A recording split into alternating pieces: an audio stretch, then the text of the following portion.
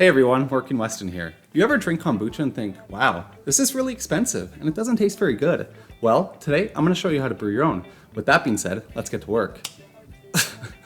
The main things you'll need is some sugar, black tea, a pot, and your brew vessel. You also need a Scoby, you can't brew without one. If you don't know how to make one, I already made a video to show you how. Check it out here. I like to use coffee filters and elastics for lids. And if you want to flavor your kombucha with fruit, you're going to need that as well.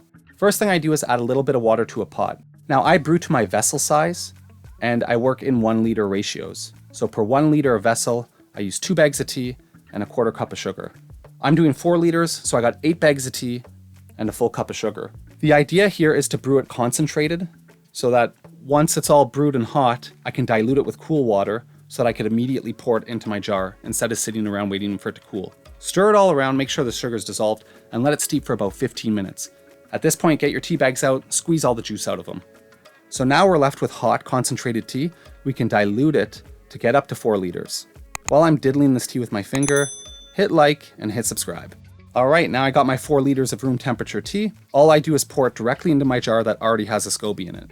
This is when primary fermentation starts. That Scoby is going to convert this sweet tea into kombucha. Make sure to get a lid on there to keep all the bad bacteria out, and it'll also let the carbon dioxide escape. That's why I use the coffee filter. Make sure to get a label on there because you're going to need to know when you started this process. Let's say I was doing a smaller batch. This is a liter jar. I'm going to dump out a little bit of the old brew, but you always want to keep a little bit in, and then fill it up the same way. In this case, my ratios would have been 2 bags of tea and a quarter cup of sugar for 1 liter. I use the same coffee filter and elastic for any size jar. As your kombucha is fermenting, you're going to want to taste it periodically to make sure you don't go too far. If you go too far, it'll taste like vinegar. What I do is dip a straw in along the side, put my finger over the top, pull it out, and then taste it that way. It's a pretty sanitary and easy way to do it. After about a week, you're ready for secondary fermentation, and the whole point of secondary fermentation is to put your kombucha into individual bottles, flavor it, and most importantly, carbonate it. You're gonna need bottles that seal up airtight. I love using old swing top bottles. If you're using fruit that has a skin, I like to mash it to get the juice out, otherwise the flavor doesn't really come through. But if you have something that absorbs fluid like pineapple or strawberry, just dice it up and add them right into your bottles. As far as filling them, I take my main vessel and just dump it through a funnel.